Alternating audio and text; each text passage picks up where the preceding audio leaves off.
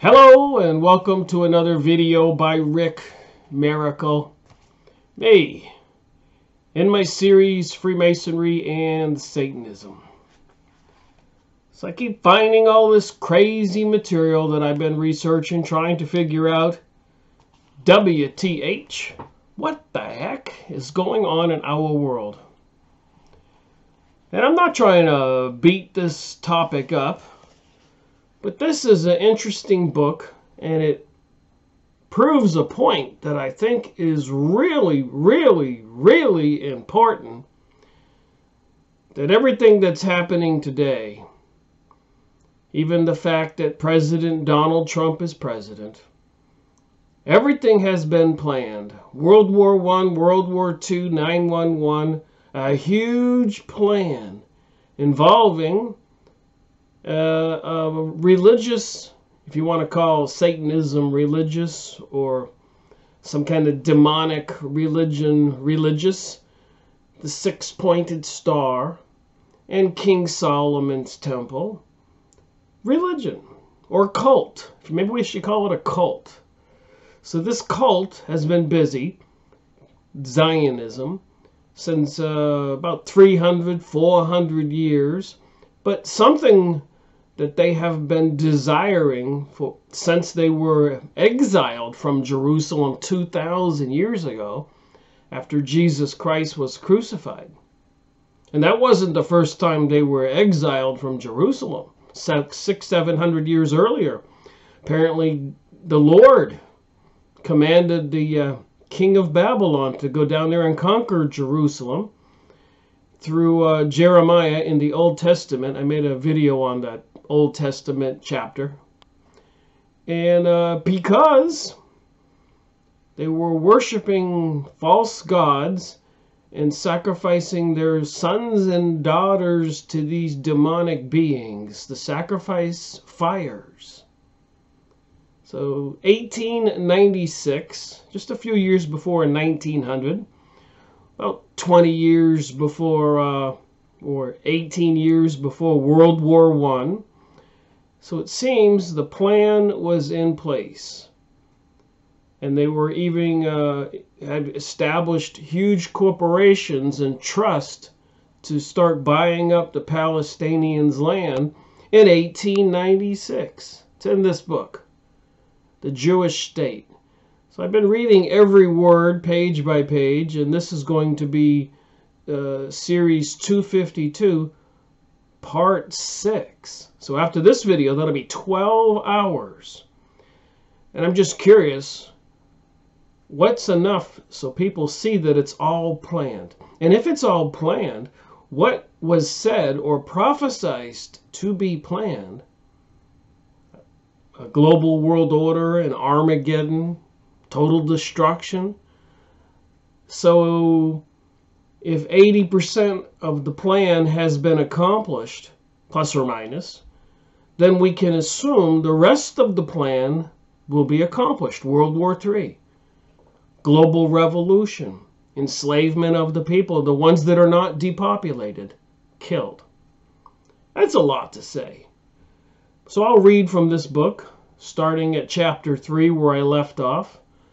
Part 6, 2 more hours, totaling 12 hours from this book and associated material, trying to also establish what this religious or philosophical belief is in the cult.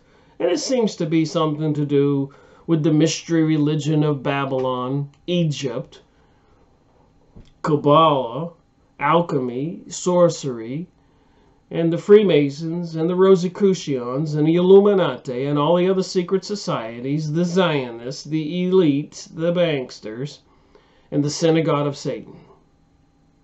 Summing it up, the six-pointed star, the two stripes, the Jewish state, Theodor Herzl, 1896. Chapter 3, the Jewish Company. The outlines. So let me just try to read it coherently, clearly, crisply, so people can understand it and say, wait a minute, It's time to do something. This is crazy. This is true. Nobody doubts the hero, Theodor Herzl, in all the Jewish books, who apparently was associated and had meetings with the Rothschilds, the banksters, the people who kind of controlled the situation and gave us World War I, World War II, 9/11, apparently, possibly, probably involvement in revolutions in Britain and France and Russia, the Bolshevik Revolution after World War I, and the Great Depression between World War I and World War II all over the world when they cut off the money supply. Once you see the big picture, it's easy to put the dots together, connect the dots.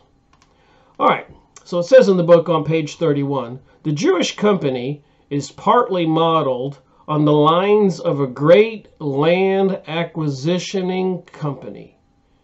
It might be called the Jewish Chartered Company, though it cannot exercise sovereign power and has other than purely colonial task. So they're planning on forming a colony in the Jerusalem area. And the Sultan of Turkey, the Ottoman Empire, had forbade them to do that, would not allow them to do that for the tens and tens of centuries before that. Hundreds, if not 1,000+ years. The Jewish company will be founded as a joint stock company subject to English jurisdiction, framed accordingly to English laws under the protection of England. That's interesting. Under the protection of England, this chartered company with this goal that Theodor Herzl is outlining in this book. That explains a few things that happened in history. Its principal center will be in London. I cannot tell you yet how large the company's capital should be.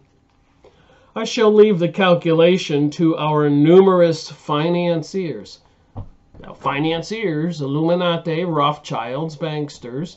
And remember, they had taken over the banking systems of many countries all over the world. So they were controlling, probably back then, Britain's finances, France, Italy, Germany, Spain's,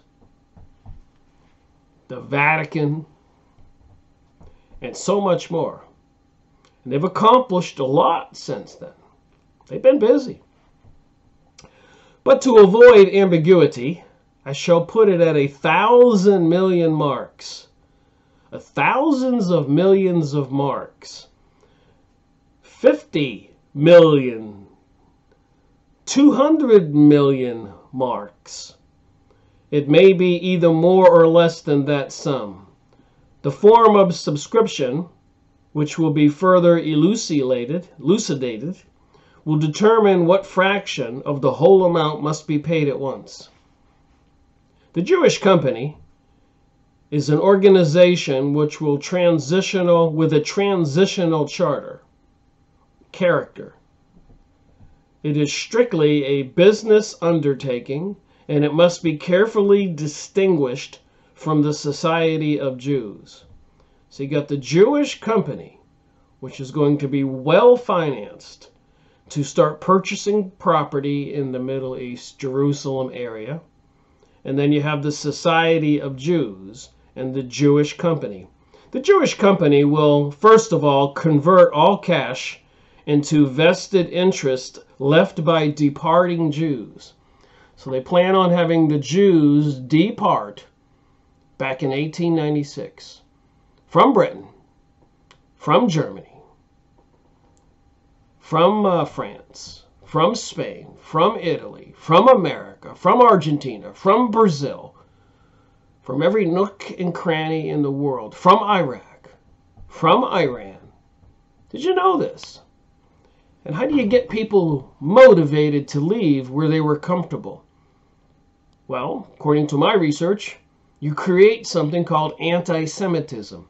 You cause agitation. You rile up the citizens so that the Jews suffer, and that hence they will be motivated to go along with this plan and hand over all of their assets to the Jewish company to be liquidated, controlled, property purchased, and all those people assisted in their move to the Jerusalem area and form a new state called Israel. The method adopted will prevent the occurrences of crises, secure every man's property, and facilitate that inner migration of Christian citizens, which has already been indicated. So as they move out, the Jews, out of the U.S., out of Germany, out of Britain, out of Spain, out of Italy, I guess they want to replace those Jewish people with migrations of Christian citizens. And we've seen a lot of interesting migration going on in the past 20 years. Whether it's the Central America, Mexicans, South America coming across, and now Donald Trump desiring to build a huge wall, when we did without a wall for, over 250 years, 300 years. And that's another interesting thought. Where is the only other wall in the world right now? That would be between the Jewish area in Israel and the Palestine people's area. There was a wall. So the only other wall I'm aware of in the world is now going to be between Mexico and the U.S. And the only other wall that I'm really aware of recently would be the wall between the communists and the rest of us, which was recently taken down during President Ronald Reagan's presidency. And of course you have the ancient super long wall in China. So can you just imagine this? What if every country all over the world, between France and Spain, France and Italy, Germany, Austria, Poland, Serbia, you just picture the map. Look at the map. Look at all those countries. What if everybody built a wall?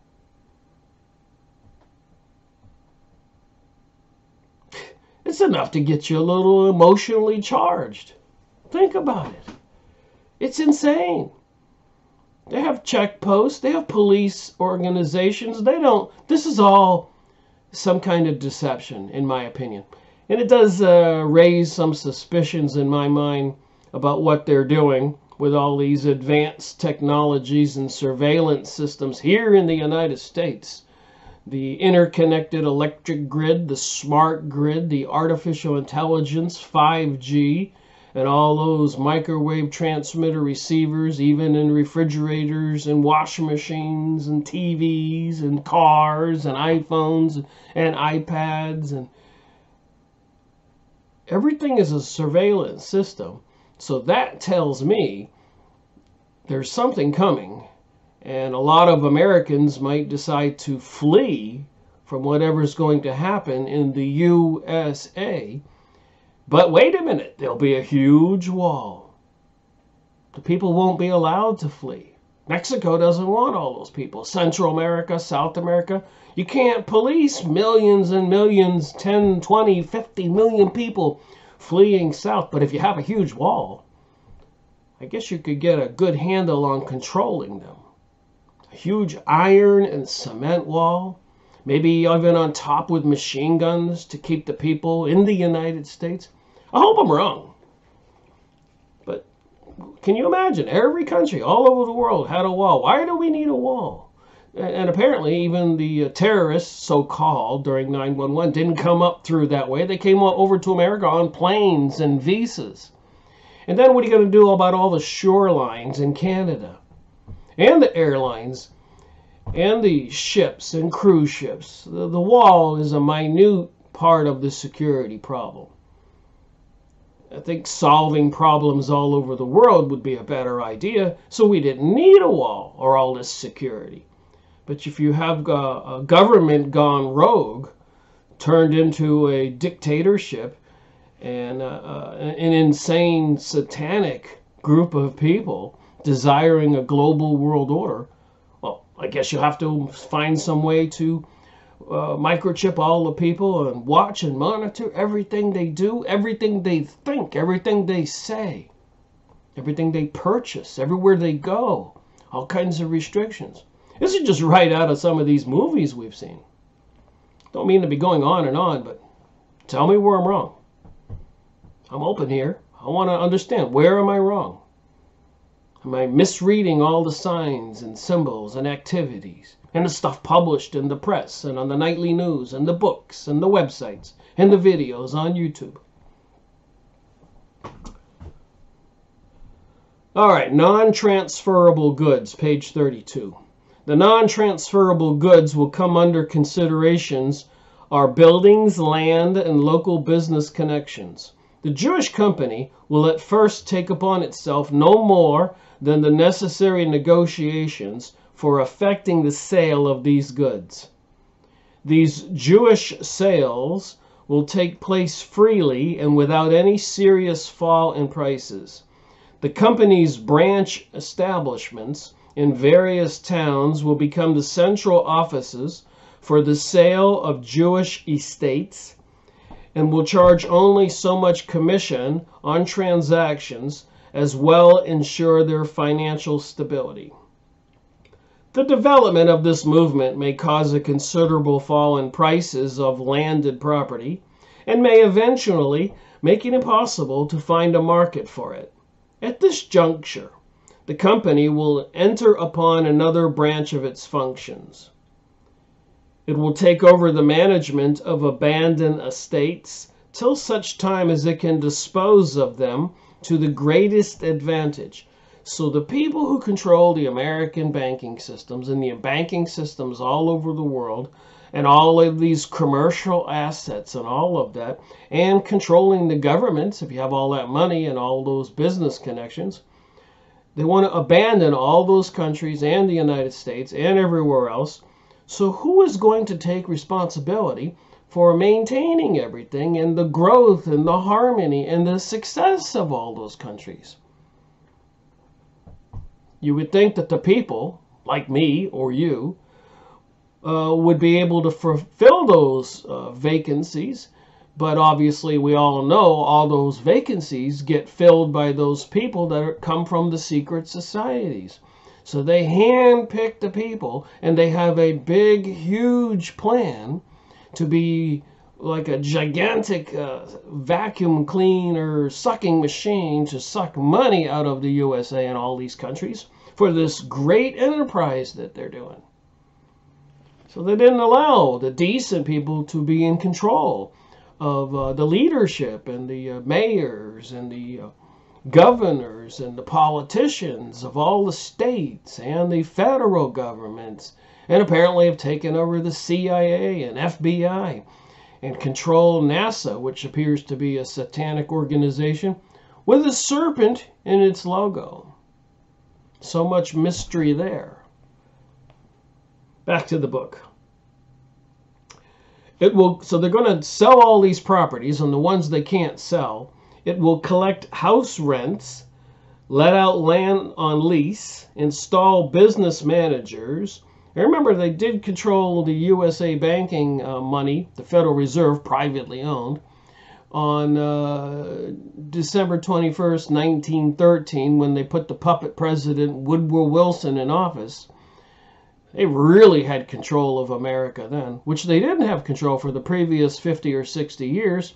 But a couple of U.S. presidents were assassinated, and a lot of stuff was going on. They were trying to get control. And then when they did get control, 6 months later, they started World War I.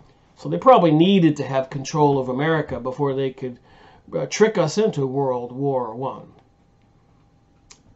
So they're going to lease out these properties, install business managers, these on account of the required supervision being, if possible, tenants also. So they're going to turn all these properties that they own all over the United States and the world after many years of being involved in the financial and the banking systems and buying up so much into income properties. The company will endeavor everywhere to facilitate the acquisition of land by its tenants who are Christians. So were there Christians living in the Middle East, and were they buying up the Christians' properties in the Middle East?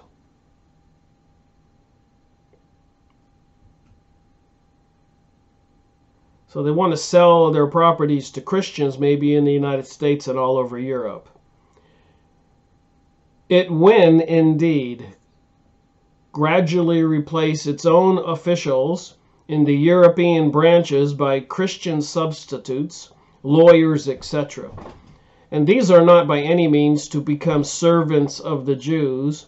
They are intended to be free agents to the Christian population, so that everything may be carried through its inequity, fairness, and justice, and without imperiling the internal welfare of the people. So I'm not saying by any means that Theodor Herzl had evil intent. He acknowledges in this book, and I've read it already in one of the previous videos, that apparently the Jews will never, ever be able to get along with everybody else on the planet. It's an unsolvable problem. And he said it in this book. Smart guy, a journalist, educated, connections with the Rothschilds and other elites, part of the Jewish Zionist Congress.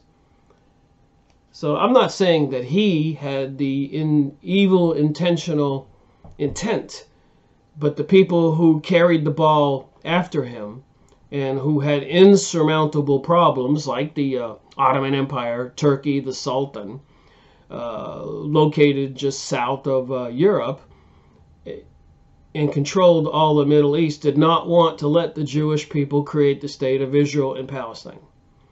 So they had control of governments and militaries, and they were heavily involved in revolutionary activities and espionage and propaganda and deception. And if you've been checking out history at all, you know that a lot of the things that have happened, World War I, World War II, 9/11, and so much more, was all about this plan. These people were the banksters, the money controllers. It would not have happened if they didn't want it to happen. Even Rothschild's mother said, if my son did not want any wars, there would not be any wars. You can look that up. So all of this insanity for the past couple hundred years, 300 years plus, for this plan. Back in 1896, he wrote this book. We've seen what's happened since then. This is 2019. So 120 years plus 4 years, 123 years. They've been busy working at a goal.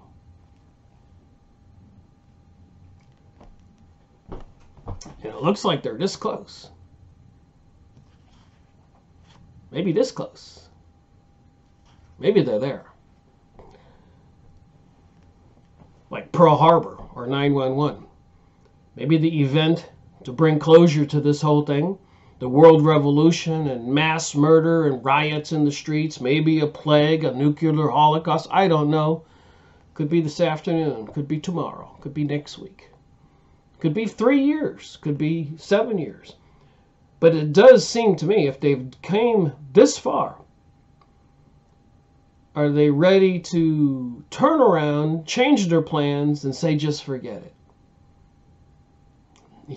It's just not logical. One would have to say they're moving forward at breakneck speed, and even have President Donald Trump recognizing Jerusalem as the capital of Israel, even a coin with his head on it. And the previous person who helped the Jews rebuild King Solomon's temple, King Cyrus, his head's on the same coin, and above Donald Trump's head is the Balfour Agreement and the declaration that President Donald Trump made declaring Jerusalem as the capital of Israel. And apparently President Donald Trump previous to him being the president, was a student of the Kabbalah. The six-pointed star symbol and all these other organizations involving the Freemasons, Rosicrucians, Illuminati, etc. Certainly is an interesting perspective, taking a look back at history and everything that happened when you can see what the plan is. At the same time, the company will sell estates, or rather exchange them. For a house, it will offer a house in a new country. So all the Jews all over the world have to be convinced to go along with this Jewish company and the Jewish society to create the state of Israel in 1896. And it did take them World War I and World War II to accomplish it. And 911 to kind of put a rush job on it and take all those countries down that were hindering their progress for the plans of a greater Israel, returning to the ancient kingdom of Judea from the Iraqi Euphrates to the Egyptian Nile. It should make anybody a little nervous when this kind of biblical prophecy is being fulfilled. And of course, do I believe it might be fabricated prophecy? Yeah, it's probably likely. I don't think this is God's plan by any means. But what God is the curious question. Why did they want to rebuild King Solomon's temple? Why did they put the six-pointed star on the flag of Israel and the two stripes? I have some ideas. All right, so land in the new country. So they're going to exchange properties, everything being, if possible, transferred to the new soil in the same state as it was in the old. So everybody's assets, all the Jewish people's assets all over the world, they have to exchange like for like. If you have a big estate or a mansion in Germany or America, you're going to have a big estate or a mansion over there. You have a house or a company, they're going to try to give you the same thing you had. And this transfer will be a great and recognized source of profit for the company. Over there, the houses offered in exchange will be newer, more beautiful, and more comfortably fitted, and the landed estates of greater value than those abandoned. And they will cost the company comparatively little, because it will have been bought, they will have bought the ground very cheaply. And apparently, according to one document I was looking at, apparently the Rothschilds, leader of the Illuminati, owns about 80% of the lands in Israel, the banking system. FYI. And apparently they own also huge electric utilities here in the United States, as well as a lot of other sophisticated technologies and companies, probably in the pharmaceutical fields, the movie and TV industry, and medical industry, pharmaceuticals, and education. They control much of our world, controlling the politicians. I was watching a video this morning, and a couple people speaking said that probably none of our elected officials are not under these people's control. He said only one he thought that might have been not under their control was Ron Paul. So it isn't me putting two and two together alone. There are many other people that have figured this out. All right, page 33, purchase of land. The land which the Society of Jews will have secured by international law must, of course, be privately acquired. Provisions made by individuals for their own settlement do not come within the province of this general account. But the company will require large areas for its own needs, and ours and these must secure by capitalized, centralized purchase. It will negotiate principally for the acquisition of fiscal domains, with the great object of taking possession of this land over there without paying too high a price. In the same way as it sells here without accepting too low a price. The forcing of prices is not to be considered because the value of the land will be created by the company through its organizing the settlement in conjunction with the supervising society of Jews. The latter will see to it that the enterprise does not come a Panama or a Suez Canal. Theodor Herzl, smart guy. And they had a lot more people involved in the plan. They were having Jewish congresses and Zionist meetings in Germany and Britain and France and Italy year after year during the 1700s and 1800s and 1900s. There were Jewish congresses, and the Jewish citizens all over the world were donating money and getting involved. And those that were reluctant to get involved were kind of moved along a little bit with a little bit of anti-Semitism. Stir up the pot, agitate some things, put it in the media, blame the Jews so the citizens will rile up and cause problems for them. To get the ball going, you know? Tell me where I'm wrong. Tell me where I really want to be discussing this. Wouldn't I like it if this stuff never happened and I didn't have to impact my life the past 15 years trying to understand WTH, what the heck is going on? I was a guy with a house a block from the ocean with a swimming pool. I had a 32-foot sailboat down at the marina. I paid almost $1,000 a month just to park it. I had 2 businesses. I had a motorcycle and boats. I had another house over on the river north of Orlando. 55 acres of land in Maine. I've used up all my assets so I could do this research for almost 15 years. Because it was concerning to me, especially when I woke up in 2005 to the dumping of chemicals in the sky. And being a business consultant, I said to myself, something's not right. People in Germany can't be losing their homes while people in California are having problems, in Argentina and Florida and Massachusetts. I said, we don't have stupid people controlling everything all over the world. That's what they were trying to say. Even my friends said that. There's no conspiracy. It's just poor management. I didn't buy that at all. Somebody was orchestrating this destruction. And here we're reading about this plan. They had to make it uncomfortable for the Jews to leave Argentina. They were wealthy. They were doing great. And America. And Germany. And Britain. And Italy. And Spain. And France. And Iraq. And all those other countries.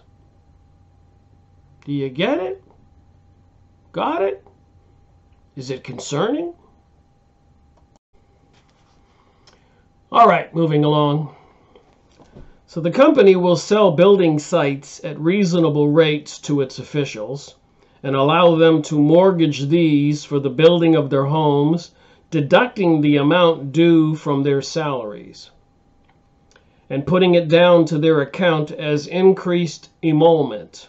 This will, in addition to the honors they expect, will be additional pay for their services.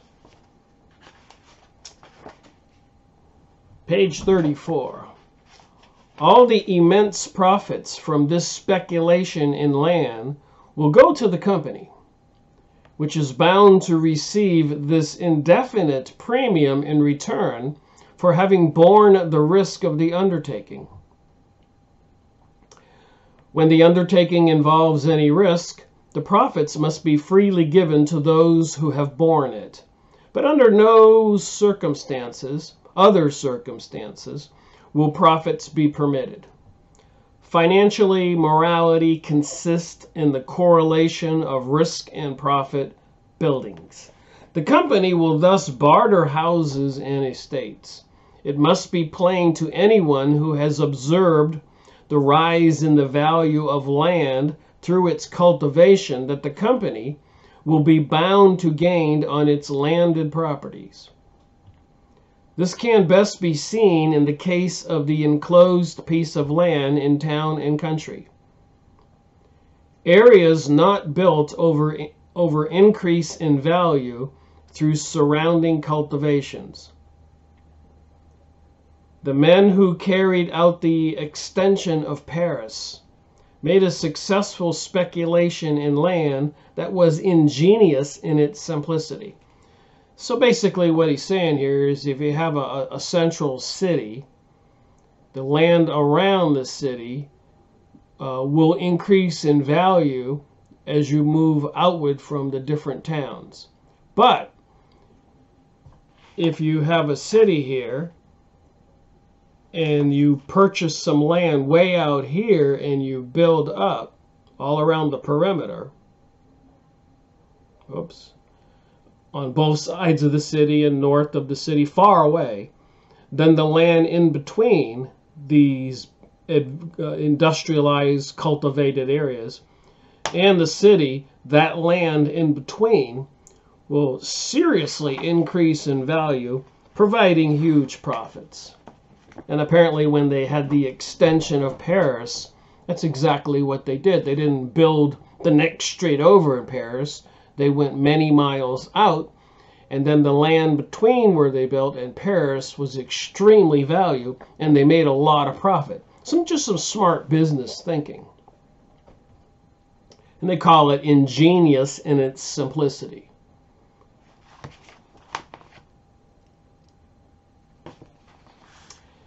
Instead of erecting new buildings in the immediate vicinity of the last houses of the town. So they didn't just grow out from their growth areas one street or building at a time. Like I said, they went out miles and built, and that made the land in between much more valuable, and they made a lot more money.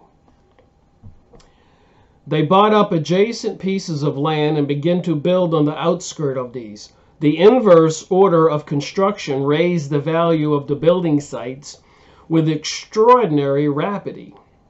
And after having completed the outer ring, they built in the middle of the town on these highly valuable sites, instead of continually erecting houses on the extremity.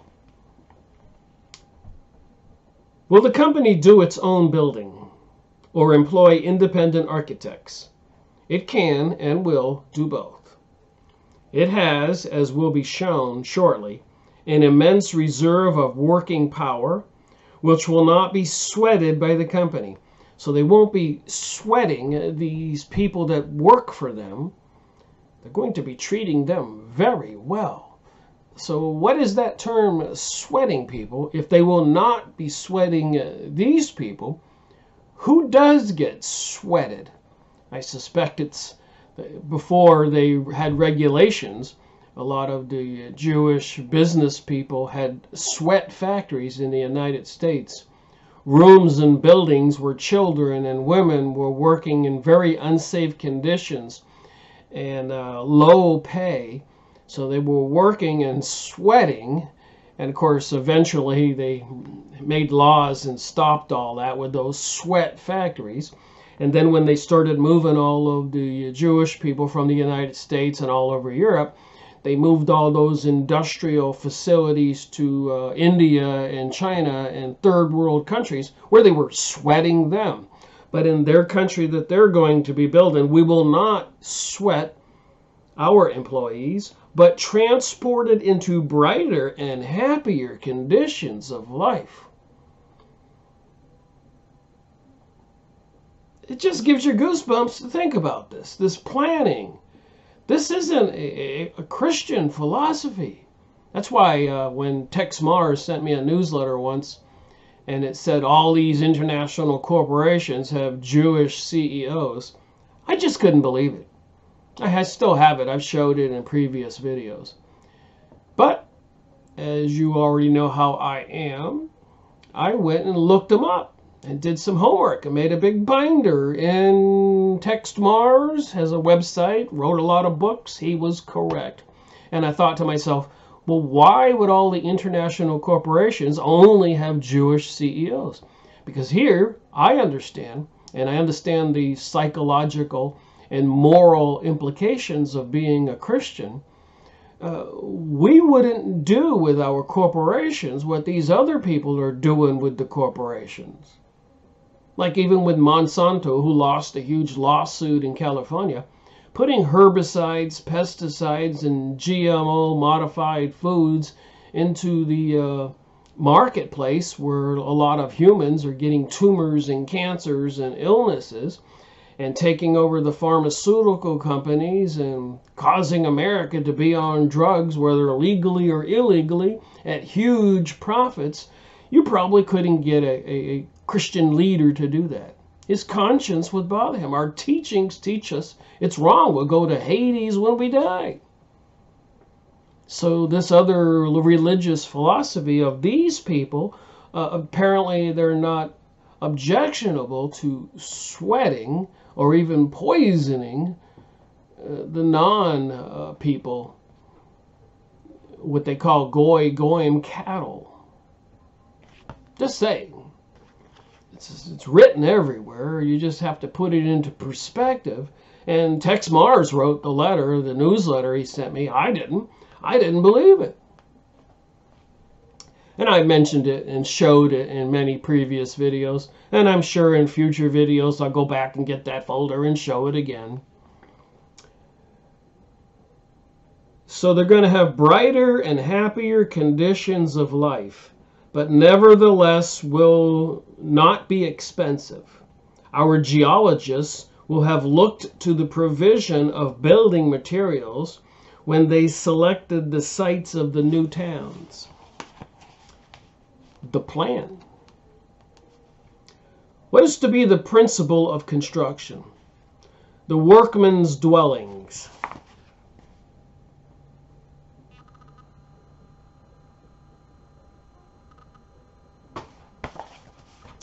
The workmen's dwellings, which include the dwellings of all operatives, will be erected at the company's own risk and expense.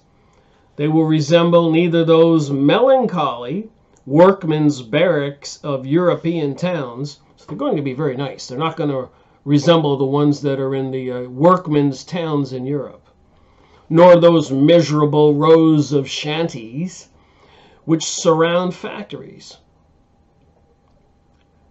They will certainly present a uniform appearance because the company must build cheaply where it provides the building materials to a great extent, but the detached houses and little gardens will be united into attractive groups in each locality. All right, continuing the plan for the workmen's dwellings. The natural conformity of the land will rouse the ingenuity of our young architects, whose ideas have not been cramped by routine, and even if the people do not grasp the whole import of the plan, they will at any rate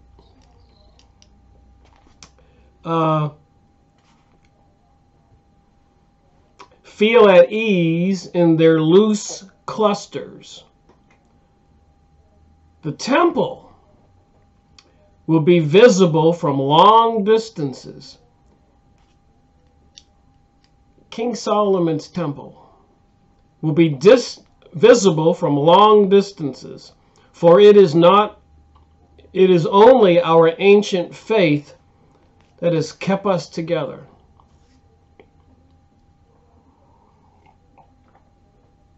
So all these plans, for it is only our ancient faith that has kept us together.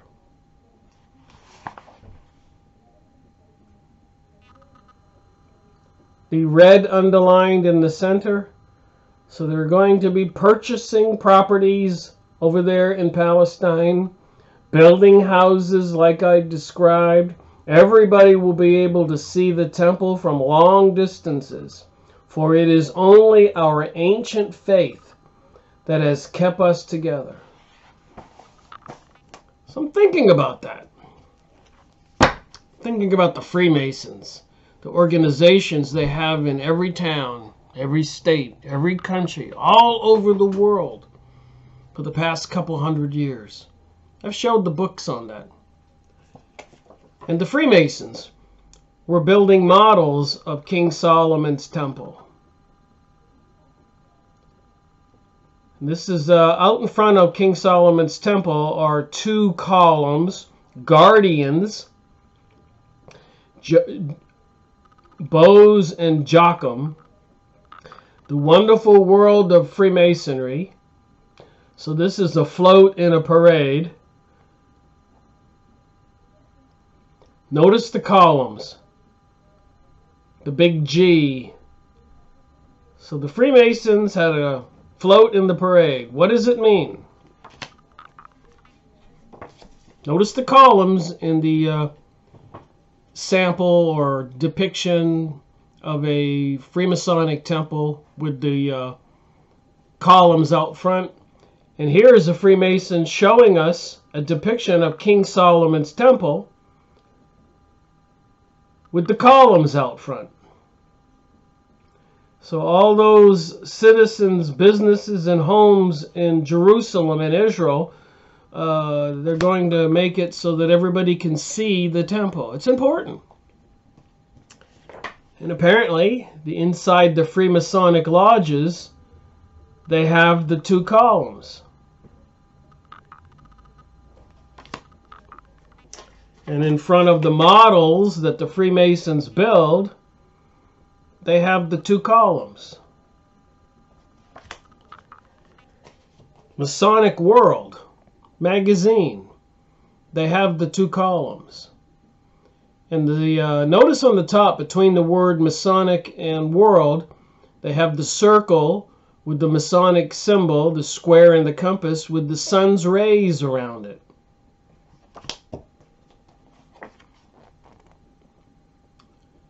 King Solomon's temple. Notice the pillars out front and the inside of the tabernacle. So this is a key component to the Jewish people's religion. And apparently they've announced that they had a ritual recently where they were dedicating an altar on the ruins of the ancient King Solomon's temple. So having some kind of altar ritual. In the Knights Templars, here's a picture. If you go look up Knights Templars, Freemasons, apparently whoever made this picture is depicting Satan, Baphomet, Lucifer, the devil as their deity. Notice the center of his head, that crown with the fire and the horns. And the Freemasons were extensions of the Knights Templar. I've been going over a book on that. So all these symbols, notice the five-pointed star, the columns, the all-seeing eye, the moon, and the casket with the cross and skull bones, the death head on it.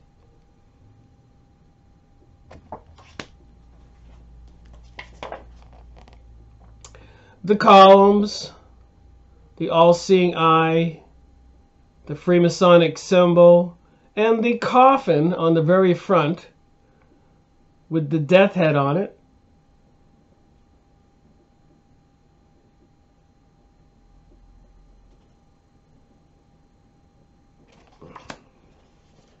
Manly P. Hall, a famous writer for the Freemasons, Freemasonry and the Ancient Egyptians. So I've been showing all these symbols and the connections. It's part of this ancient religion. Somebody's trying to say that the ancient Egyptians had something like Freemasons who built the pyramids. So the Freemasons and the columns that represent the two guardians in front of King Solomon's temple. So they have some kind of symbols on them, And apparently, some kind of inscriptions that made them magical so that they could protect the temple, probably with some kind of spiritual beings. Here's another card showing the hierarchy of the Freemasons. And why isn't this camera zooming?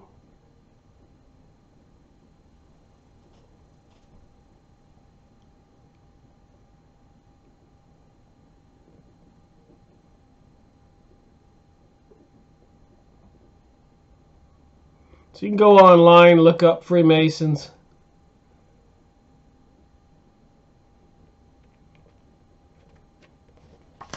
That's weird about this camera. So the two columns, Bose and Joachim, King Solomon's Temple, Freemasonic lodges. Any doubt about the connection? And apparently, when the Freemasons were having problems in the United States, because apparently Captain Morgan was killed by them, because when you join the Freemasons, you sign or swear a pledge, pledging your life that they can kill you if you divulge the secrets. And apparently Captain Morgan did divulge the secrets. They did track him down, abduct him, and killed him. It was a big scandal in the United States. So the Freemasons fell into discredit. So they created the Mormons, and they found their outlet and control through apparently that organization. FYI. So throughout history, they've been building samples or depictions of King Solomon's Temple.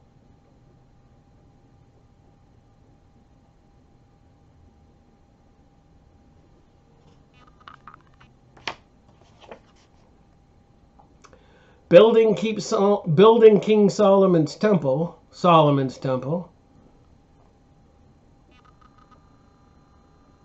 This was a 2011. The Library and Museum of Freemasonry, building Solomon's Temple. So it makes you wonder about President Donald Trump recognizing Jerusalem as the capital of Israel. And they have a huge problem, I'm sure most people are aware. But the Dome of the Rock, the Islamic people's holy site or temple, sits on the old ruins. So they have to destroy that so they can rebuild King Solomon's Temple. And apparently they recently had a ceremony for an altar, and they're collecting and have all the tools that they used during the rituals already. So they're preparing for this new temple, and they've been preparing for a couple hundred years and moving the Jewish people there, buying up property. But they needed to get legal ownership, and that took World War I, World War II, and then moving things along, getting rid of all those peoples in the surrounding countries who would have been a threat to Israel. They had to all be destroyed. So is there any doubt that that's why they pulled off 9/11? And throughout the years, the Freemasons have been making models of King Solomon's Temple with Bose and Joachim out front. So there's your Freemasons, there's your temple, and the looks like a sacrificial pyramid in the front of it. So apparently there is this thing about sacrificing animals, maybe people. The all-seeing eye. It says Lucifer on this one. That's interesting. This picture has Lucifer on top with the all-seeing eye. Remember, the all-seeing eye is on the dollar bill. So is the all-seeing eye Lucifer? And the five-pointed star is a symbol for Lucifer. Upside down, they call it Satan. And then, of course, the temple on the bottom there. So every now and then you run across the picture with another clue. The sun's rays. A lot of corporate logos have that. The sun, the moon, Lucifer, the eye. I didn't make these pictures up. I just go on Yahoo image site and look them up. Bose and Joachim. And apparently, according to my research, They are the protectors of King Solomon temples. And remember, King Solomon is said to have had a ring with a six-pointed star on it. There you go. There's a six-pointed star. That he could call forth demons, and that's where he obtained his power. So do the Zionist Jewish people of today also have magical powers available to them? Are they using them? Is that why they do things like 911 on certain dates and other witchcraft holidays, solstices and equinoxes? A lot of the holidays they name with different names on those certain dates. Do they have some kind of magical powers that they are using to gain their position in the world today? Have they been using those powers all along? According to my research, they have. And have they been controlling countries with all these Masonic lodges in every town and country and city all over the world, who definitely you can see the connection between the two. I've sang this song before. I'm not a real good singer, but I'll give it a stab.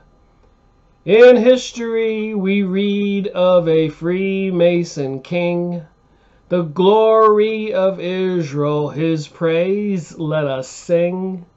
He who built a great fabric, as we understand, on Mount Moriah, Jerusalem. Can you just imagine the Freemasons inside their lodges singing that? Like, I grew up Catholic and we sing hymns in church. So apparently this is some kind of church. The Masonic wonder of the world. I noticed on this picture they have that SWAT sticker backwards. So this is pretty ancient, and even around the country in the United States they have those little blue signs that look like stop signs about the same size. And it says Freemasonry, ancient and accepted. So some kind of legal code putting us on notice that they are ancient and accepted. And if you drive in Maine and other places, you down the highways, you'll see those little signs. And they're some kind of legal notice. Again, Manly Hall, Freemasonry and the ancient Egyptians. Another picture with the Freemasons and a model of King Solomon's temple. Does anybody doubt this connection? These ancient builders of King Solomon's temple, the apparent ancient builders of the pyramids and the Sphinx in Egypt, this symbol with the all-seeing eye, and under it written Lucifer. So if there is a religion, and it involves the Freemasons all over the world, in every state, every country, every city, and they kind of control a lot of the political offices, the banking systems and businesses and police chiefs, and so much more. Do you think we have a problem? I just went through my Freemason pictures and pulled out the ones with the Freemasons. Maybe I've showed one twice here. It's not intentional.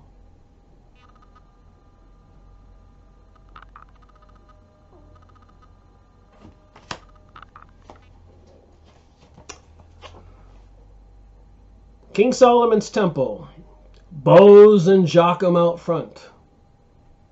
The columns inside. Quite elaborate. Another thing I noticed in the pictures I was looking at earlier. But notice the Boston bombing. They have these twin pillars. And the bows and Joachim, the twin columns.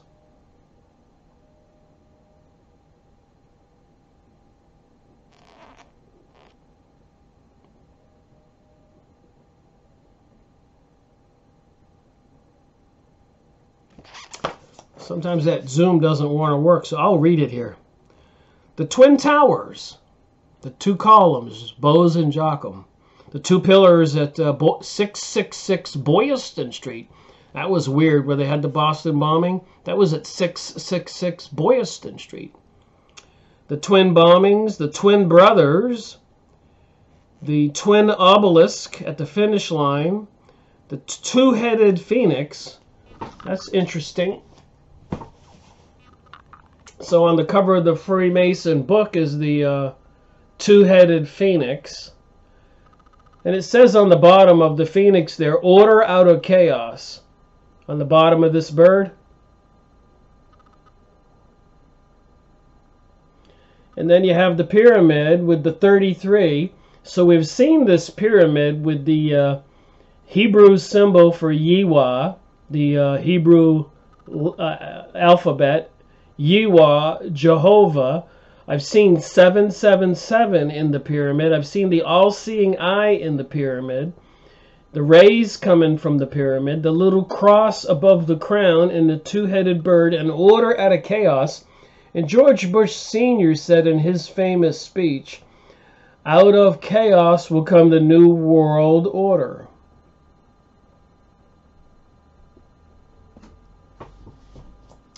Huh. Guess it's not too hard to connect the dots.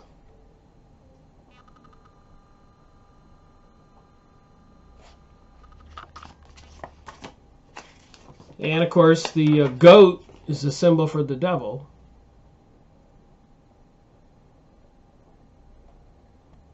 So here you have a picture of the Mason riding a goat.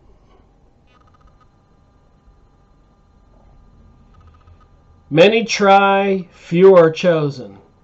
2005 picture. So the goat, Lucifer, the eye, Yiwah, Jehovah, Hebrew symbols, King Solomon's temple, bows and Joachim outside the columns, Freemasonry universal, all-seeing eye, Lucifer, King Solomon's temple. And guess who's going to be ruling the world right away? So it seems.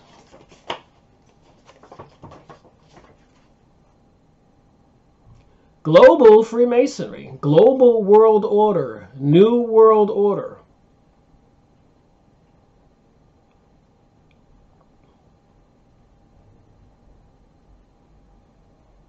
Focus! Come on, camera.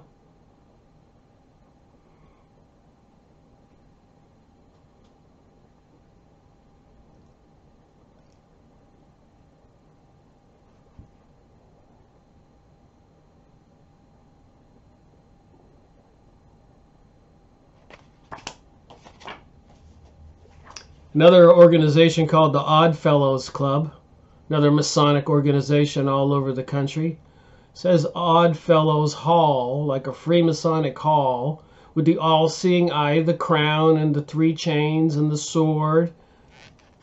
So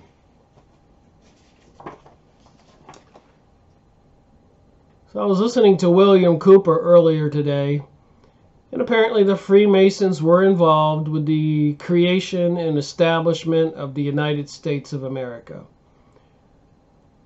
So apparently they had control, the people behind them, the Illuminati, Zionist, bankster, Jewish people, were controlling Britain. And apparently they were creating the country of the United States.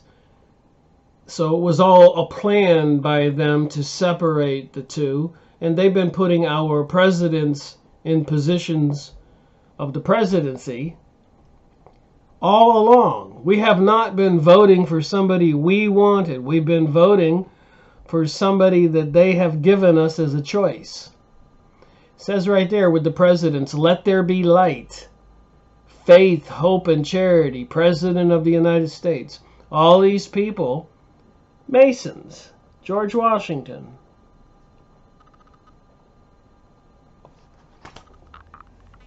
So these people with the all-seeing eye, apparently into Lucifer worship, as Albert Pike says. And you can see the five-pointed star on the top here.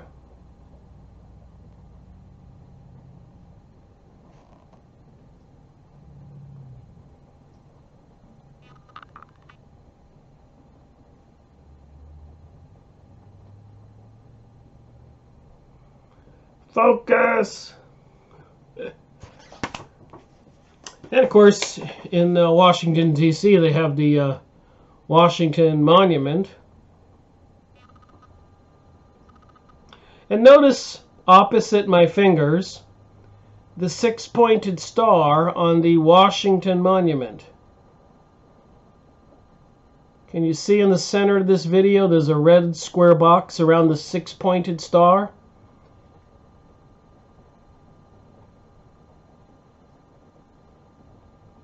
So if you pay attention, the six-pointed star,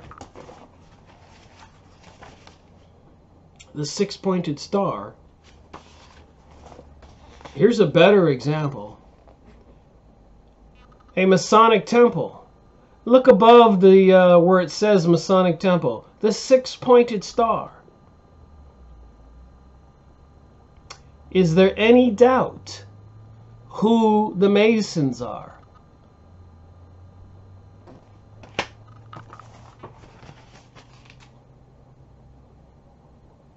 How did they manage to take control of the world? They put up all these secret lodges in our cities and towns and states and countries, even in Haiti and Dominican Republic and Costa Rica and Brazil and all over the world. Everywhere is this star of Moloch and the fallen angel Rephaim and other symbols I've been showing.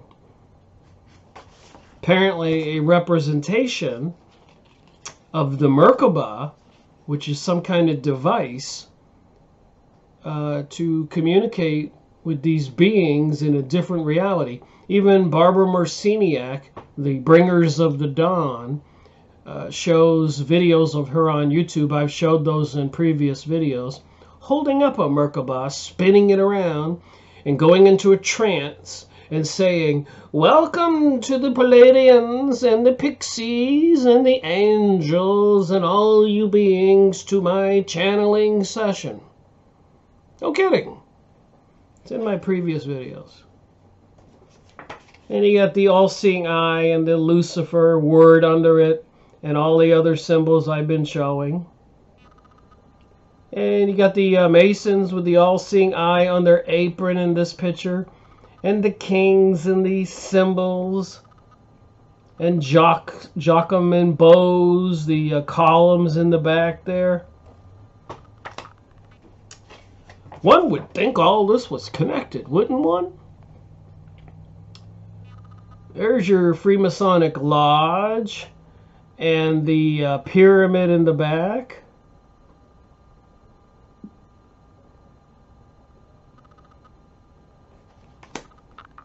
So they control all the political offices, the banking systems, and everything else in our world. Probably the military, the police, the odd fellowship.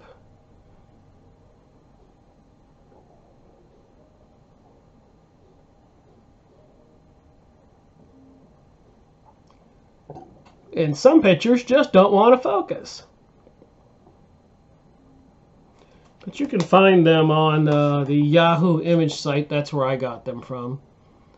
The columns, the fantastic buildings, the G and the six-pointed star on the top of this picture. You see the six-pointed star up there?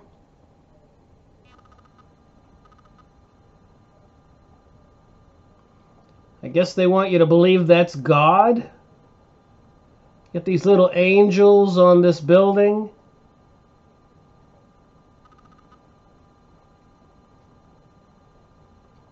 The columns. Six-pointed star.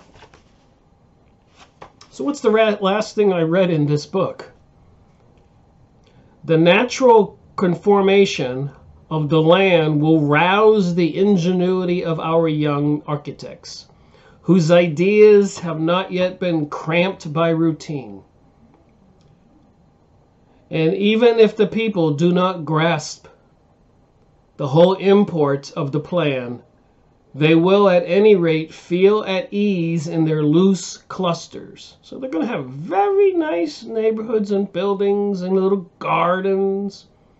Of course, a lot of Arabs will have to have died, and a lot of Europeans, and a lot of Americans in World War I and World War II, and probably World War III, if they want to pull this off.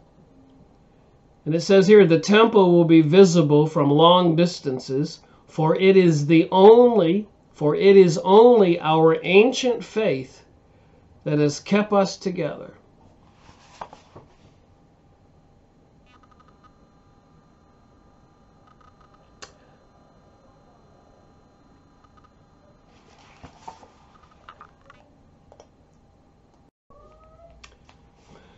You know, when I make these videos, this is an education for me too. So if you're learning as you go, so am I.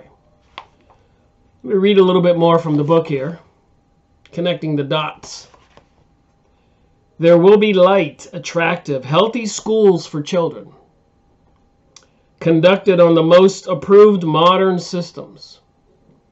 There will be continuation schools for workmen, which will educate them in greater technical knowledge and enable them to come intimate with the working of machinery. There will be places of amusement for the proper conduct of which the Society of Jews will be responsible. Proper conduct. We are, however, speaking merely of the buildings at present, and not of what may take place inside them. I said that the company would build workmen's dwellings cheaply.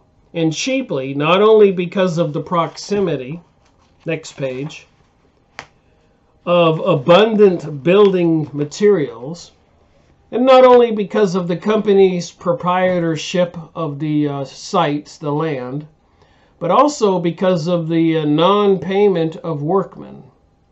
American farmers work on a system of mutual assistance in the construction of houses. This childish, amicable system, which is clumsy as a block houses erected, can be developed on a much finer lines. So I think that's all I'll read from this book on this video. And continue to look at this particular religion of the Jewish people. According to this document that I put in my other video, what is Kabbalah? The soul of Judaism. Jewish spirituality. So it isn't me saying this. This is a well-known rabbi explaining it to us. So assuming that we can use our brains and think, and look at this star, which apparently the bottom half is water, the top is fire, six-pointed star. So I did the first 3 pages of this document. Inside your body breathes a person, a soul. So do you know that inside your body is a soul? Inside the body of Jewish practice breathes an inner wisdom, the soul of Judaism, called Kabbalah. Next sentence. Kabbalah meaning receiving. So Kabbalah is their religion, and apparently it's the same religion of the Freemasons, the Rosicrucians, the secret societies, Illuminati.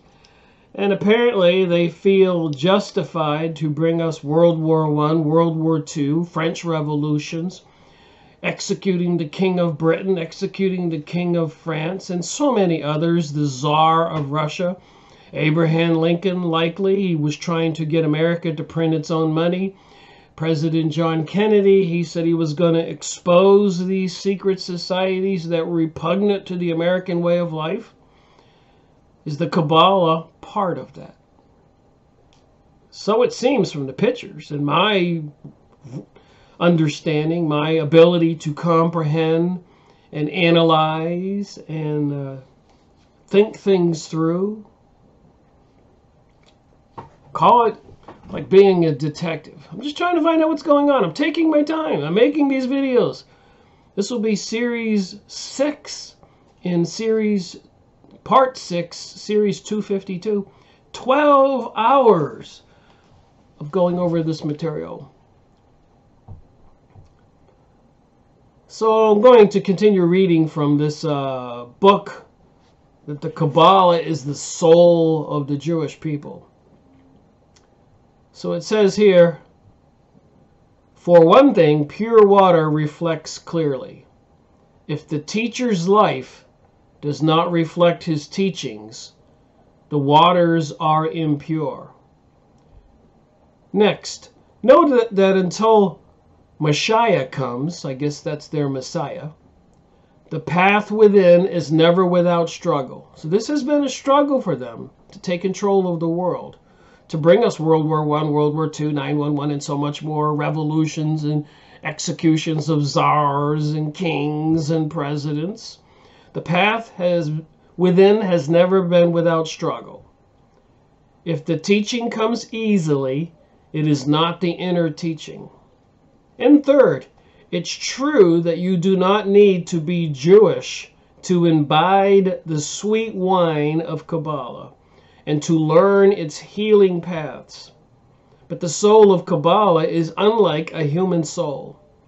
Never can it be ripped from its body, for the marriage of soul and body is complete.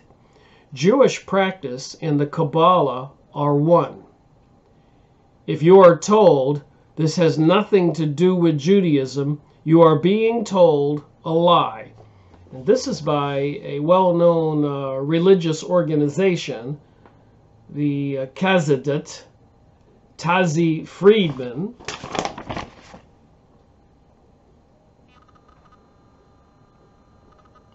So this is one of their documents, and if you say that Kabbalah has nothing to do with Judaism, you're being told a lie. Right there, the last sentence by my finger.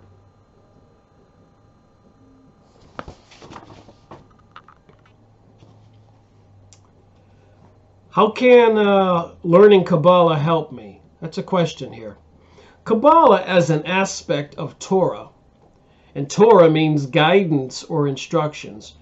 And I did learn that apparently President Donald Trump had a Kabbalah teacher.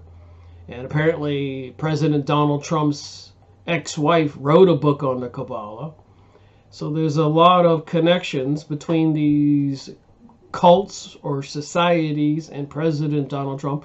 And why not? I've showed pictures here that all the presidents come from these organizations.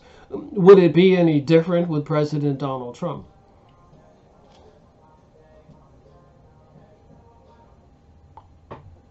Kabbalah as an aspect of Torah, and Torah means guidance or instructions. Everything in Kabbalah is meant as an instruction in life. We study Kabbalah not to just reach a high, so they're reaching a high, a spiritual, mental high, like a drug, but because we need its inspiration in everyday life, and because it provides us direction and practical guidance. Kabbalah provides a cosmic dimension to the issues of everyday human life. Illness is a reflection of the love sickness of the divine presence for the infinite light. The challenges in life are the sparks lost in the primal act of creation, coming to you to be repaired and elevated. Your life is a mission in which you are directed to the divine sparks that belong uniquely to your soul, for which your soul has returned many times to this world until they will all be gathered. Now again, I don't mind reading this stuff and thinking about it, but I don't read material and just believe it. I do believe there is truth, and I do believe there is deception. I do believe there is good, and I do believe there is evil. I do believe that the evil forces have control of this world right now. Apparently, like the Rothschilds owning a lot of the power companies and controlling them. I went over that in a previous video. and apparently Israel becoming one of the high-tech leaders, of course they would be moving all those advanced technologies and the software engineers to write all the software, the artificial intelligence, the banking systems, and so much more. They're moving closer and closer to being able to just turn a dial and control everything. I believe that. But I also believe that when you see things, you need to say something. When you hear things, you need to say something if you think it's wrong. I do not think that ignoring all of this is going to bode well for us. I think they're trying to destroy Christianity like they did 2,000 years ago. Apparently that comedian Sarah Silverstein, was that her name? Long black hair. You can see her videos on YouTube. She said, Jewish lady, she said, yes, we killed Jesus, and if he comes back, we're going to kill him again. And then, of course, in the United States, they passed the Noahide laws in secret. And now, according to some material I've seen on the internet, and I've seen it mentioned at Adam Green's No More News and other places, that Israel and the leading organizations around the world are trying to get the United States government to make it illegal, pass legislation. You can't talk about the Jews or Zionism and start enforcing the Noahide laws, which apparently say it is a crime, heresy, to worship a false deity, and they will declare Jesus as a false deity, like Sarah Silverstein said. The hatred on their part has not disappeared. I do not believe we people, 99% of the people on the planet, hate all of them. But I believe the 1%, the people into the satanic, luciferic, demonic cults, I think they hate us. Tell me where I'm wrong. Understanding the cosmic dimension means that nothing in life is trivial. Everything has meaning. Everything moves towards a single purpose, with a single goal. Understanding allows you to take on those challenges and to complete the journey of your soul. This is Kabbalah teaching. And remember, President Donald Trump had a Kabbalah teacher, according to my research. Please look into it. Don't believe anything I say. All right, next page. How does the Kabbalah differ from other spiritual teachings? It's a good question. There are many wise spiritual teachings from peoples in every part of the globe. In their practice, people find transcendence of the material world, enlightenment, and serenity. So people go into these different kinds of trances or shamas, taking drugs, and they go beyond the normal and physical level of reality. That's been going on forever. The focus of Kabbalah is not on serenity. Neither is it on transcendental enlightenment. It provides those as well, but as a means, not a goal. The goal of Kabbalah is inspired action. Inspired action. So that tells me, how about calling it assisted action? How about possession? Demonic possession.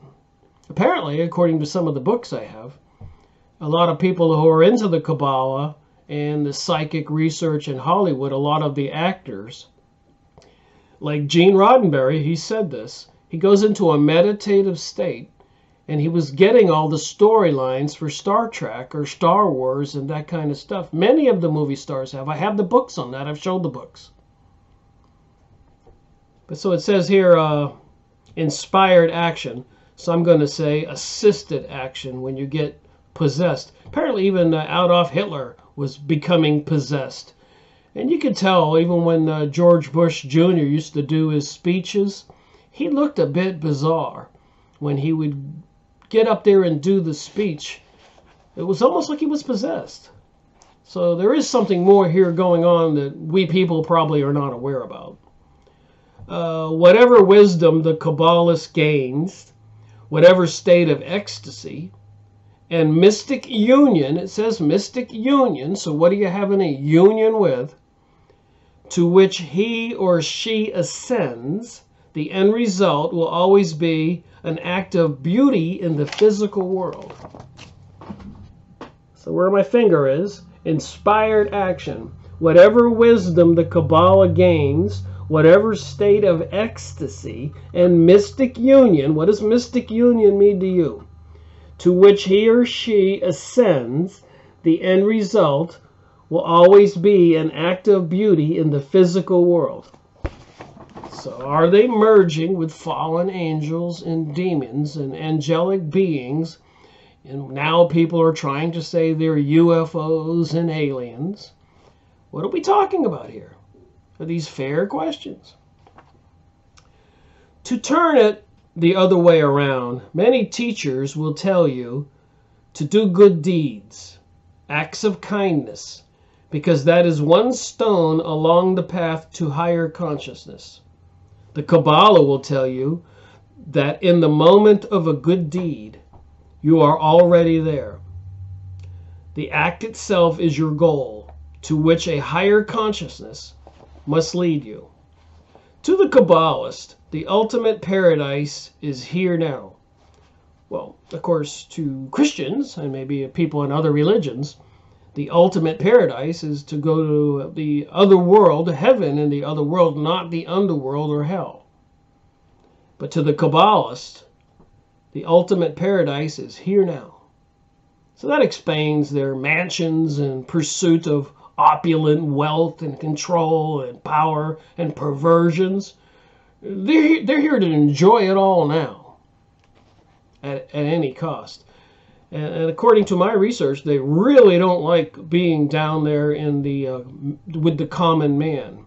They want to be the aristocrats. And I've gone over that, the book review by Robert Williams, The Ultimate New World Order. The Jewish Utopia was the book. I made 3 2-hour videos on the Jewish Utopia. I need to re-release those videos. So it all connects. Because the infinite light is here now. The infinite light. Let's see if I can get a little bit of symbol there on these pictures. Infinite light.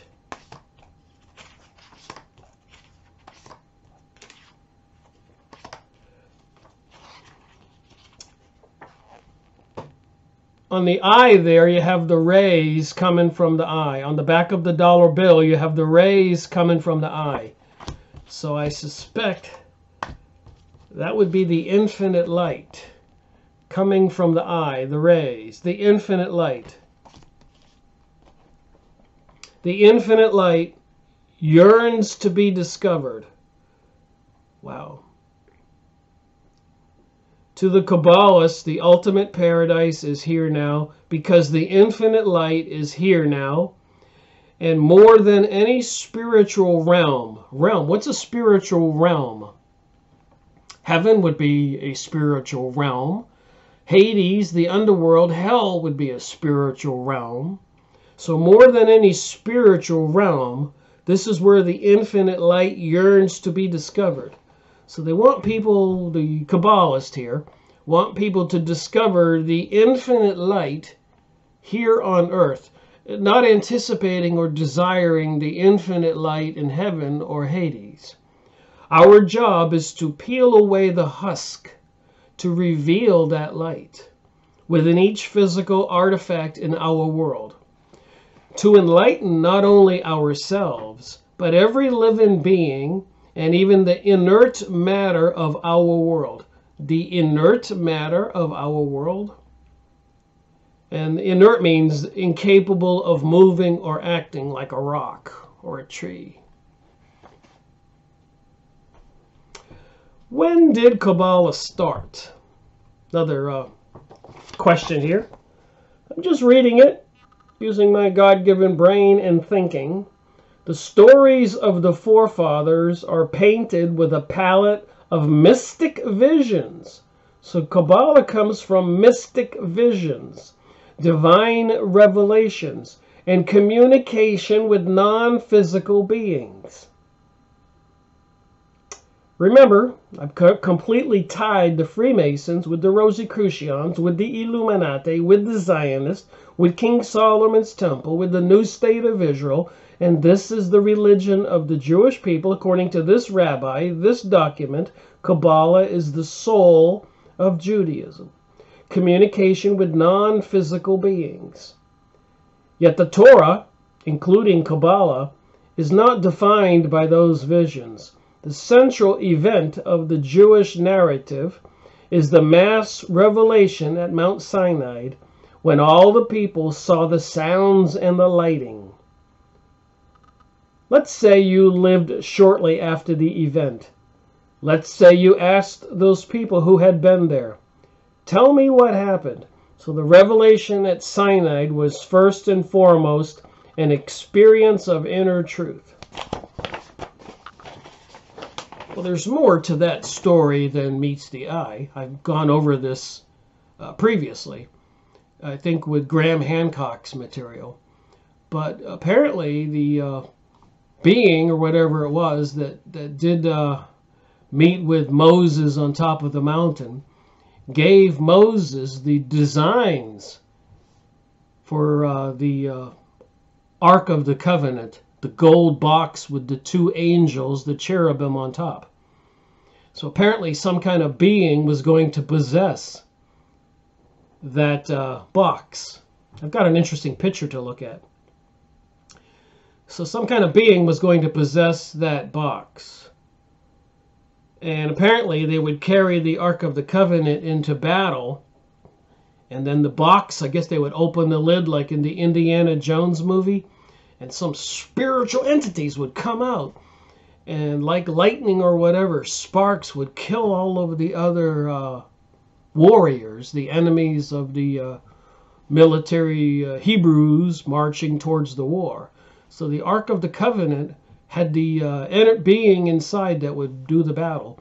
But apparently it was even more than that. Sometimes the Ark itself, it had a hole running through both sides so they could put a pole through there. And then bearers, 2 guys on the front and 2 guys in the back, could pick it up and carry the Ark. But apparently, I guess if they got tired, the Ark would just levitate itself, the poles, and the 4 men, and march along with the column. The Ark would do that. And apparently, every now and then, the Ark would go a little bit crazy and start killing the Hebrews around it, or anybody who wandered into the tabernacle, the tented area where they kept the Ark of the Covenant. It would erratically start sparking and killing people. The Ark of the Covenant. So this bright shining light at the top of the mountain gave Moses the instructions on how to build this ark to carry this divine being who would fight their wars and sometimes kill some of them and go erratic or levitate things and move along. Certainly is mysterious and certainly is part of this Kabbalah, communicating with invisible beings. And this is the kind of stuff that we're all confronted with. And the people who want to destroy Christianity and apparently the other religions and bring us a global world order with all these advanced technologies, apparently even technologies that could make the Twin Towers, the concrete and the steel beams completely dissolve into dust particles. So it does make you wonder what kind of technologies they have developed, and it makes you wonder what we're up against. And apparently, even in the cars around the Twin Towers, the engine blocks made out of steel had evaporated as well. And the cars themselves and all the other metal around there completely rusted overnight. So if they were using some kind of electromagnetic energy beam and some kind of chemicals, if they used anything inside the towers, apparently there's evidence they had these big drums of something they were taking out. But Could it explain why they're installing all those microwave transmitters everywhere? And apparently even going to put 20 or 30,000 satellites into space to transmit 5G microwave transmissions? If they could dissolve all those metals and do all that destruction, and if they're turning the whole planet into a giant weapon of this sort, with these invisible beings guiding them, is that plausible? Just following the lead. So when Moses went up to the mountain, and the invisible being, or the burning bush or bright light, gave him instructions on how to build the tabernacle, the tent, so that the Ark of the Covenant could be privately contained. And they built King Solomon's temple as a model after that tabernacle, and the instructions came from the being on top of the mountain. So I was looking at a book on Freemasonry, and I'll show you the picture. So I've been reading this book. I got it in the mail recently. The Secret History of Freemasonry. So I'm learning to be a little bit of a symbologist and paying attention to some of the pictures throughout history of the Freemasons.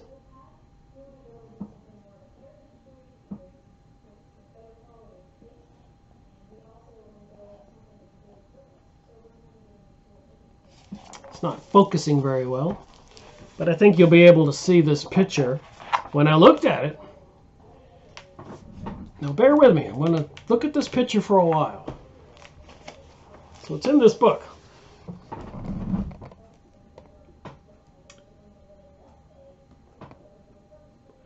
Notice the pictures over here, the compass, the lamp. But over here, notice this picture. So what do we see? We see the building in the back.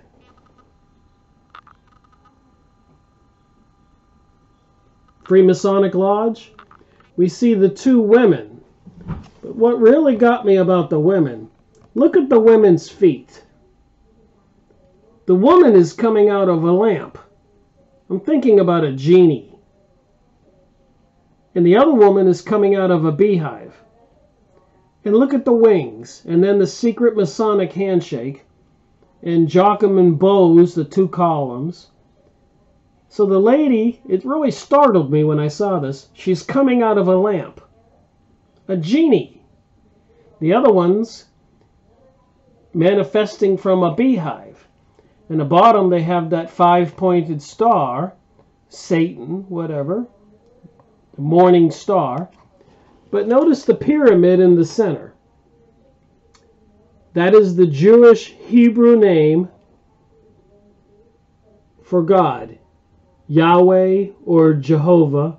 And notice the rays coming from it, the infinite light we were just talking about.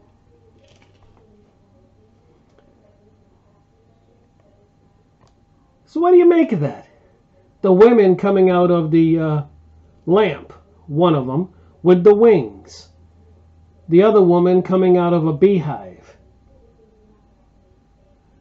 The pyramid, which on the dollar bill has the eye, so we can say it's the same thing.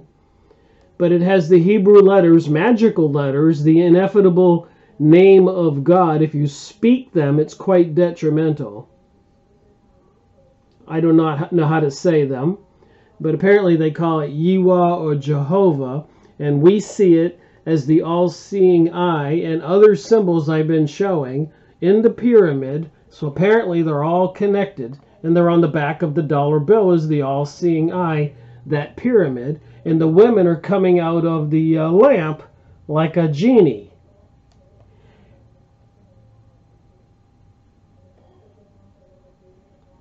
What do you think?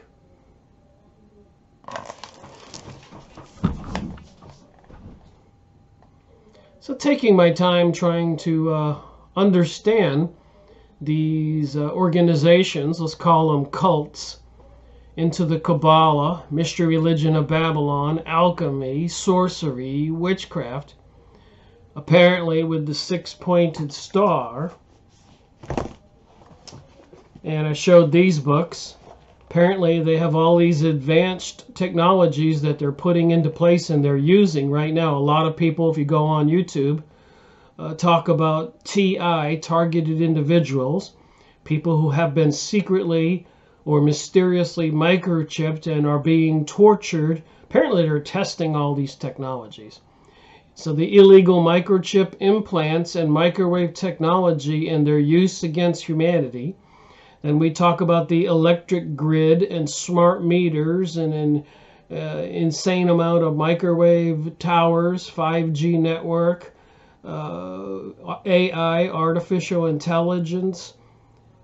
And then the lady coming out of the lamp and these Kabbalists, the people who are controlling our world right now, communicating with invisible beings. I mean, all of this needs to be put together when one thinks about WTH. What the heck is going on?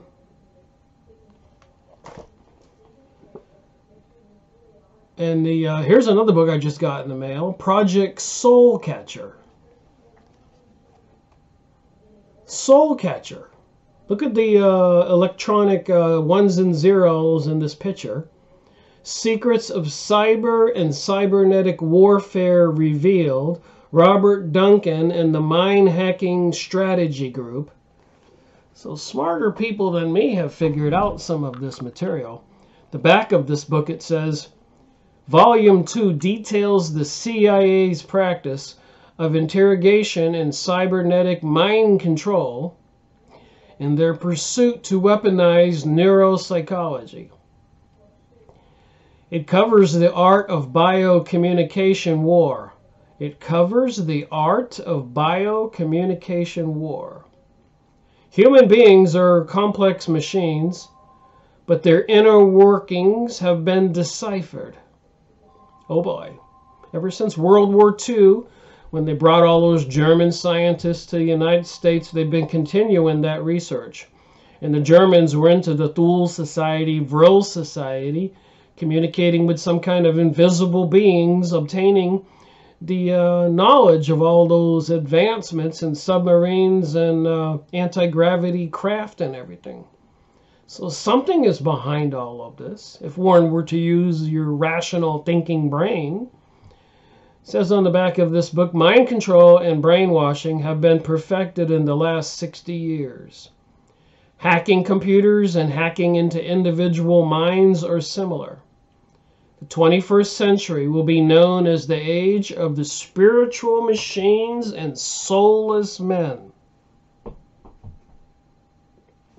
I don't write this stuff. I just do research and report. So here's some people that wrote about this book. A Spyglass into the Future, the Past, and the Dark Present. That's a former CIA spy and Harvard graduate. This book chases the white rabbit all the way to hell. What a maze, a former psychic spy. This is the holy grail of weaponry that the national security cabals have been hiding. That's Ted Gunderson, former head of the Los Angeles FBI. Next one says, for those who are religious, they will find validation that Judgment Day is upon us. My God, what have we done, Christian pastor? Another person says, finally, enough brave insiders are telling us what the hell is going on and what is planned. That's an MK Ultra project. Another one says, the next generation needs to answer some difficult questions on what the human race and their country should become. That was a current politician.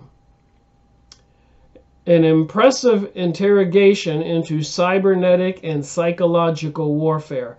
A former colonel in the Air Force. So I've got a picture of this author here, Robert Duncan. The Mind Hacking Strategy Group is a consortium of conscientious scientists who report the abuses of science. Robert Duncan holds multiple degrees from Harvard University and Dartmouth College in Applied Sciences and Business. He has worked on projects for the development of defense, CIA, justice, and the department in his career.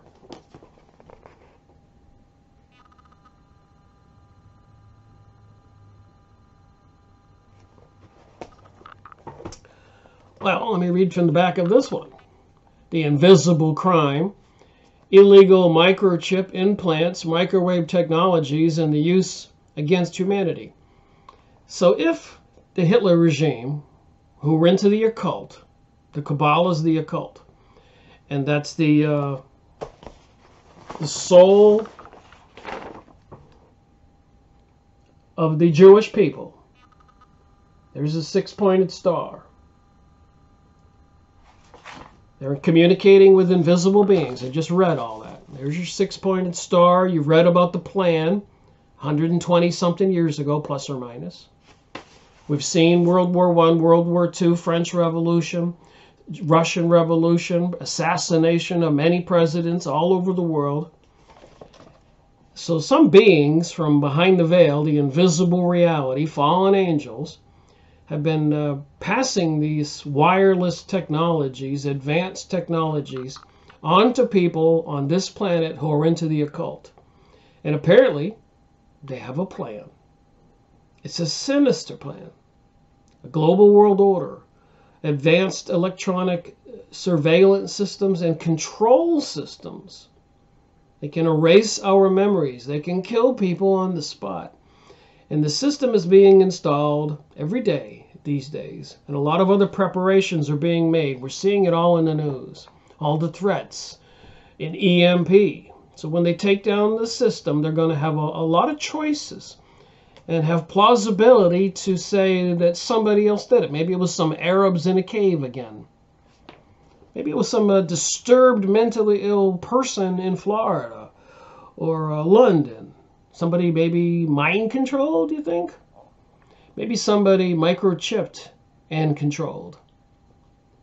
What happens when the typical upper middle class men from a respectable American family becomes the target of a covert organization bent on controlling both mind and body? So if they're setting all these 5G microwave transmission, radio frequency transmission systems all over the world, every few blocks, in space, in our homes, wireless systems, smart meters, smart refrigerators, smart cars, smartphones, Echo, Google, and those other names, Siri, these boxes that talk to the children and people can talk to. When will they actually take complete control over our minds? Turn us into mind control zombies. So it says in this material. And who's behind it? I've been reading who's behind it. What have they done so far? World War I, World War II, 9/11, French Revolution, British Revolution, Russian Revolution, destroying Germany, Austria, China, Korea, Vietnam. Now they're looking at Venezuela, Iran. So they're not finished yet. Not by a long shot. But they could make some big moves any moment. When that secret organization is armed, I'm reading from this, The Invisible Crime, with high-tech weaponry that includes microchip technology, aimed at controlling the minds and actions of its victims, terror reigns. Think about it. You don't have to be Sherlock Holmes or a rocket scientist to see the plausibility of all this. You just drive down your street and see all the installation of those microwave transmitters. Would you stick your head or your baby or your little dog in a microwave oven and turn it on? Of course you wouldn't. And why would they make the whole planet a big microwave transmitter? In this chilling, true-life account where Michael Fitzhugh Bell is drugged, abducted, raped, and surgically implanted with microchips, tracked and tortured, Michael's predators can even read his thoughts. In this battle of men versus technology turned against us, Michael must prove his case to the police before his attackers not only eliminate Michael's memory, but also eliminate Michael. Says it's a true story. From the terror of being electronically stalked to the horror of surgical microchip implants and mind control, Michael Fitzhugh-Bell's experience as a victim will leave you shocked and amazed. His uphill battle with doctors, lawyers, police, government, FBI, CIA, and the secret criminal underworld begins in Hollywood. Like I've been saying, they're into the occult. Races into and through the North Carolina backwoods. Oh my goodness, around me probably, as it says here. And then back to California. As you experience Michael's journey on each horrific page, you will see actual medical photos, x-rays, ultrasound, MIR images, all showing non-therapeutic tracking and torture devices. So I live in a popular city in the mountains of North Carolina. And recently on the nightly news, they announced there's 2 airline flights a day to Washington, D.C. And I am aware of some interesting things going on in my city. And there's been a lot of talk about underground facilities. And one particular friend of mine is apparently one of these people that's chipped, and she's been to the doctor and before the city council and hired lawyers. She's a wealthy woman. Her husband was a famous philosopher scientist. And she says she's microchipped, and she's telling me all of this stuff that's probably pretty similar to what's in this book. Somebody I know. These instruments and tools are available to anyone on the internet, including criminal organizations like those which targeted Michael Bell. His battle for survival continues today. Are you prepared? It's the last sentence on the back of this book. Are you prepared? And I'm going to say also, knowing that the Kabbalah is the soul of Judaism by this well-known Jewish person, Levi Freeman, and this is from the Chabad organization, a high-level rabbinic organization, Jewish spirituality organization. And there's the 6-pointed star with the water and the flames. And I just read where they're communicating with interdimensional beings. And I showed you all the pictures. And the book with the 6-pointed star, Kabbalah, the Jewish cult. So Jewish philosophy, religion is the same as the Kabbalah. And in that document I just read,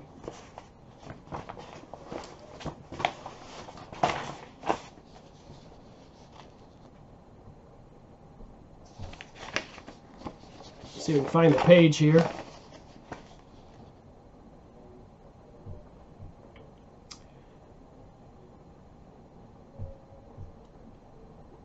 If you are told the soul of Kabbalah is unlike the human soul, I got to pay attention to this. The soul of the Kabbalah is unlike a human soul. It never can be ripped from its body, for the marriage of soul and body is complete. Jewish practice and Kabbalah are one. If you are told this has nothing to do with Judaism, you are being told a lie. It can never be ripped from the body. The soul of Kabbalah is unlike the human soul. So the soul of Kabbalah, apparently this all-seeing eye, is unlike the human soul. And apparently the Freemason organizations, Rosicrucians, all these secret societies all over the planet are in cahoots, working with them for this global world order, and they have all these advanced technologies.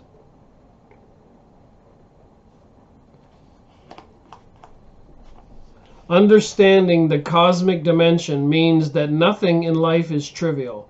Everything has meaning. Everything moves towards a single purpose, with a single goal. Understanding allows you to take on these challenges and complete the journey of your soul. So they're teaching these people into the Kabbalah.